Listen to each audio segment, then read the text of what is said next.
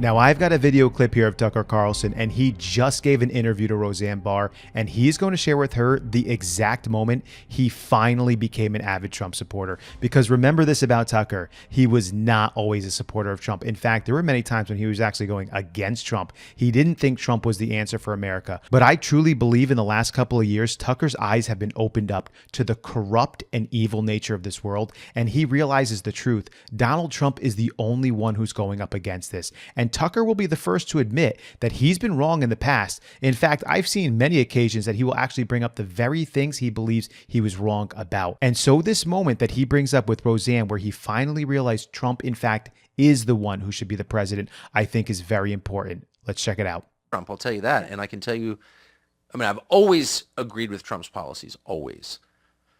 And I lost friends over it. And I've never really actively supported anybody because it's not my job to actively support people. I watch, I like to watch. But I'm a voyeur. Yeah. But I became an active Trump supporter when they raided Mar-a-Lago last summer, the summer of 2022. That can't stand. No, that can't. And that was something. Agree with Trump on a lot. But even if I disagreed with Trump on a lot, I'd still be a Trump supporter because you cannot allow that. You cannot allow the regime, the president of the United States, to use the Justice Department to knock the front runner out of the race. You can't do that. No, you can't do that. So it's bigger than Trump. It's bigger than Biden. It's a question of, do you want to live in a free country with a functioning justice system? That's exactly And right. so I'm voting for Trump. And if they convict him, I will send him the max donations and I will lead protests.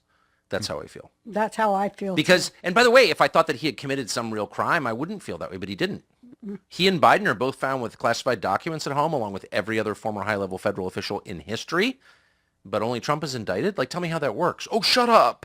And so this moment that Tucker is talking about, this raid on Mar-a-Lago, is so important because this is truly the first time in the history of the United States of America in which the current president and the current Department of Justice actively and aggressively went after the president's primary opponent, and in fact, the leading candidate to become the president of the United States, to go after him and to lock him up. We've never seen this before. And as Tucker stated, for something that every other president has done. In fact, during Biden's current administration, they found classified information in his garage, the very thing that they raided Mar-a-Lago for, the very thing they tried to lock Donald Trump up for, they found Joe Biden doing as the current president. And Joe Biden had that classified information, and he was only the vice president. And so Trump actually had more right to information like that than Biden did. And I think Tucker's eyes were opened up, wait a second, they're really going after this guy. I don't think Tucker got it with the Russia thing, and I don't think he got it during Trump's administration when they were constantly going after him.